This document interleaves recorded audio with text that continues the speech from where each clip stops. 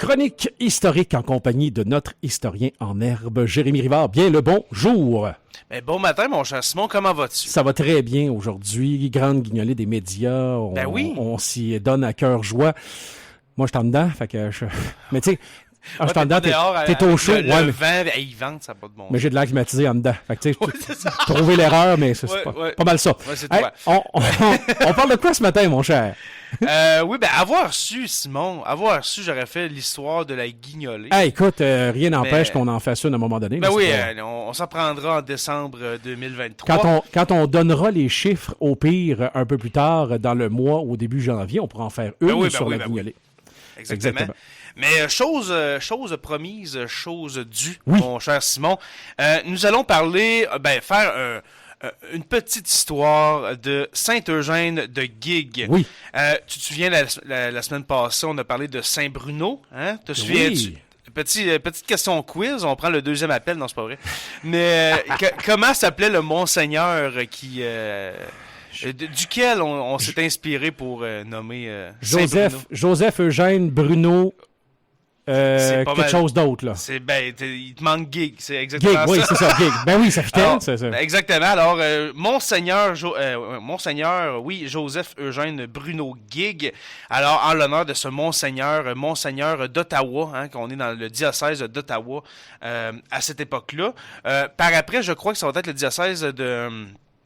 c'est-tu de Deliberary, je crois, si je me fie à ma mémoire de nos anciennes chroniques. Bien possible, oui. Oui, alors on va s'inspirer, hein, de ce personnage-là, qui a dû être très important quand même, parce que là, on nomme 2 villages en l'espace de quelques années.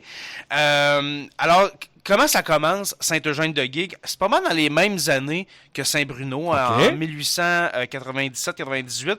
Il y a 4 familles qui vont s'aventurer, mon cher Simon, dans la forêt, qui vont partir un peu vers le nord-est. Tu pars à 2-3 000, tu as un sentiment quand même de sécurité. Tu dis, on va se veiller les uns sur les autres, ça devrait bien être. À 4 familles, là...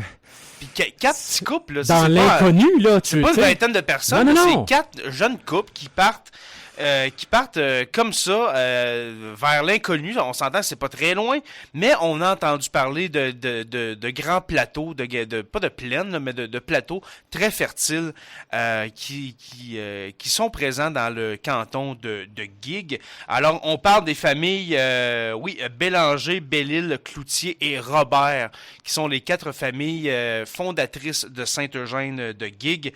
On va couper, premièrement, on va couper des parcelles de forêt, hein, pour faire de l'agriculture, bien sûr. En 1901, alors à peu près 2-3 ans plus tard, il y a 4 autres familles qui vont s'installer dans les rangs 8 et 9 actuels. Alors les rangs 8 et 9 à Saint-Eugène. Oui. 1903, 2 autres couples. Là, tu vois, c'est quand même assez rapide. Là. 97-98, c'est 4 petits couples. 2 ans plus tard, puis là, on entend parler que ça a l'air de... C'est sur la map, là. Ça pourrait être avantageux d'aller à cette future Saint-Eugène de Guigues. Alors, comme j'ai dit, en 1903, 2 autres couples, Marie-Louise et Hatché Lavallée et Delia et Norbert Robert, vont s'installer à leur tour à Saint-Eugène de Guigues.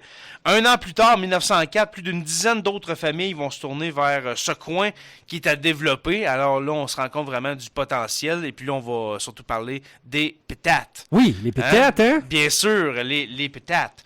Alors, ce coin à développer du canton de Guigues. 2 ans plus tard... Là, il va vraiment année par année, là, mais 2 ans plus tard, 4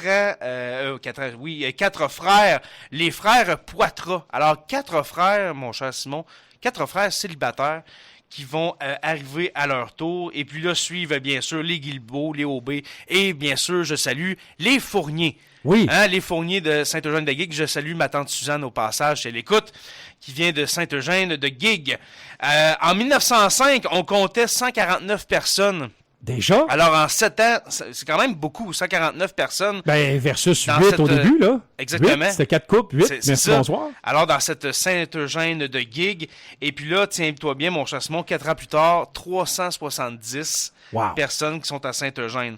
Alors, qu'est-ce qu'on retient de Saint-Eugène de gig? Ben, les raisons, pourquoi qu'on va à Saint-Eugène de gig, eh bien, les terres très fertiles, les terres qu'on va défricher, et puis les naissances qui vont s'accumuler, qui vont être très abondantes au début de Saint-Eugène de gig.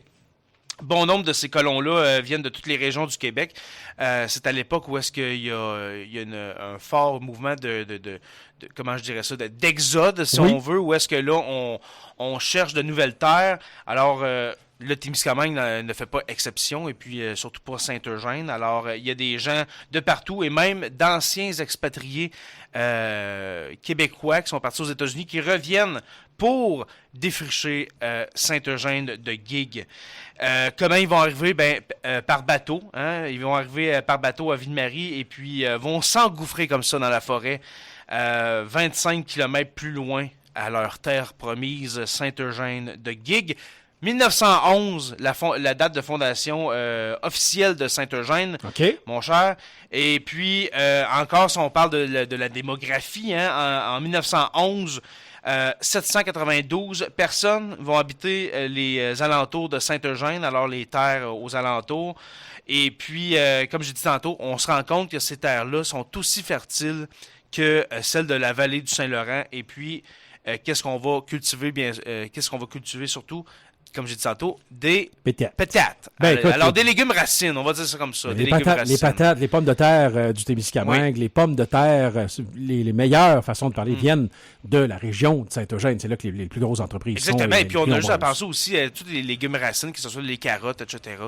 Je crois que c'est quoi la ferme Valjac qui est plus vers entre Gig et Notre-Dame-du-Nord. C'est pas mal dans le même coin. Alors, tout ce qui est légumes racines vont être cultivés à Saint-Eugène de Gig.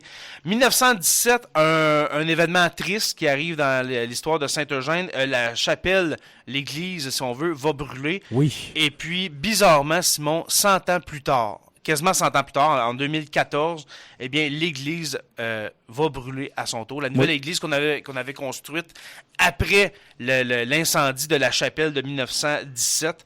Alors, quasiment 100 ans, jour pour jour plus tard, l'église va brûler. On pourrait en parler pendant des heures, mon cher Simon, de Saint-Eugène. On s'est relevé les manches à Saint-Eugène. On salue les gens de Saint-Eugène en passant. Désolé, c'est même pour les gens de Saint-Bruno la semaine dernière. Je sais que je peux pas tout raconter. On fait 7 minutes, là. 7 minutes. Oublie ça, là, c'est sûr et certain. Mais on glisse une bonne vague sur la bonté, la générosité, le courage des gens de Saint-Eugène. Exactement. Alors, avant de quitter, c'est-à-dire, vous pouvez suivre notre page Facebook Sur la Terre des Hommes podcast, et puis notre Patreon pour nous encourager. Là, je vous dirais encourager plus la guignolée aujourd'hui. Oui, mais le Patreon de Sur la Terre des Hommes, patreon.com/SLTDH. À la semaine prochaine, mon cher Simon. On va être là.